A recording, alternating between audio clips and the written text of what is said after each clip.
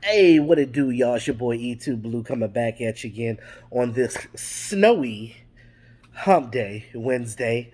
Um, those of you that live here in the DMV like I do, be safe out there on the roads.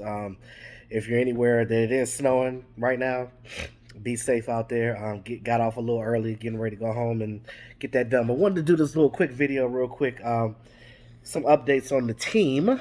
Um, as we get ready to play San Francisco this weekend. You look at San Francisco, and we talked about this before that when I was watching the Washington team beat them, they really didn't do the Cowboys any justice because you wanted Washington to lose. Now Washington is on a 4-game winning streak now. They're 6-7 now. Um, but I do have one caveat about them winning though. The more the Washington team wins, the less likely they can get a quarterback. Because think about it. If they win the division, they go to the playoffs, they're not going to be able to get a top quarterback. I think that the Washington team is one quarterback away from being a really dynamic team. And I hate to say that, but you guys know I give props where props to do. The Washington team has, they were able to get over their turmoil and they've been winning for Riverboat Ron. I mean, they got a really good defensive coordinator over there like Jack Del Rio. I wish we had a good defensive coordinator, but that didn't happen. But, Jack Del Rio, he's a former Cowboy himself. He don't like the Cowboys no more because, whatever animosity he has with the organization is what it is. Sorry, I got a slight cold. Not COVID, just got a cold. That's what the winter months do to you. I be out here working and I don't wear the right clothing. That's on me. It is what it is. But I got my meds. I'm good to go. But I will say this: them not being able to get a quarterback in the draft, I feel like if they keep going with what they have now, they're gonna have to develop Dwayne Haskins and whatever they do with Alex Smith. They're not gonna be able to get another young quarterback. And maybe they'll get one in later drafts, but they're not gonna get a top guy, which is good for us because you don't want them to get a dynamic young guy. They already got a great defensive line, and you gotta deal with that next year. So that's just that's kind of the caveat I was saying. Like, you kind of want Washington to start winning them right now. There's 3 games left on the record. I don't think that no matter how well we do, I think Mike Nolan's gone after this year anyway. Period. But you look at this offense, and I want to talk about our receivers real quick before I get into the rest of the news. Um, our receivers, right? It. We had high hopes in the beginning, right? We talked about how these guys were going to be, um, 1,000-yard receivers, right? But that was, pre Dak getting injured. You look at the numbers Dak was putting up before he got injured. He was slated to have a franchise record season. So the Cowboys would have had to pay Dak Prescott regardless of whether he played or not, in my opinion, because we see what his worth is that he's not here and we see what it is when he's here. So we can actually see the dynamic of what it's like to have Dak and what it's like without him.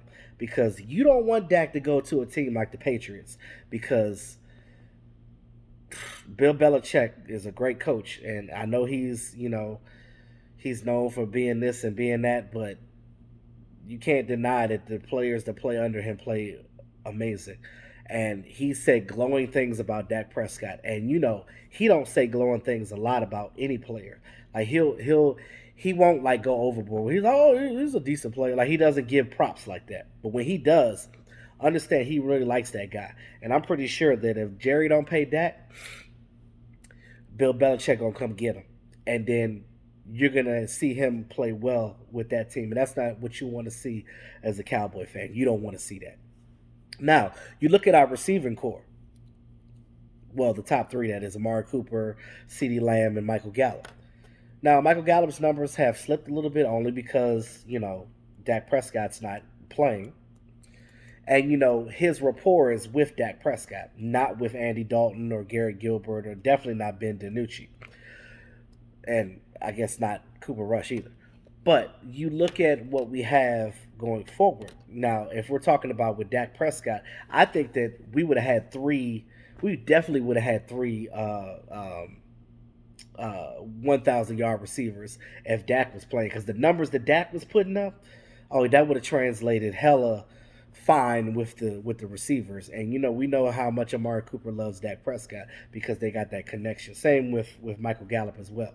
CeeDee Lamb, I feel sorry for him because it's his first year. He's had to play like that with four different quarterbacks and things of that nature. So, even with that, he still has decent numbers. So here are the numbers with 3 games left in the season. And we know Amari Cooper is going to go over 1,000. So we're going to at least have one guy over 1,000. Amari Cooper right now is at 942 yards receiving. He's barring any crazy thing happening, I'm pretty sure he's going to get over 1,000 yards um, with 3 games left on the year. CeeDee Lamb has 742 yards, which is really good for a receiver first year coming in and with your quarterback injured. It's not bad. Michael Gallup, 647 yards. And that's with Michael Gallup not getting the receiving yards that he normally gets with Dak Prescott. So when you look at these numbers, 942, 742, 647, there's some teams, wide receivers, where that's what they do in a season. So you look at those numbers, and even right now, that's not really bad.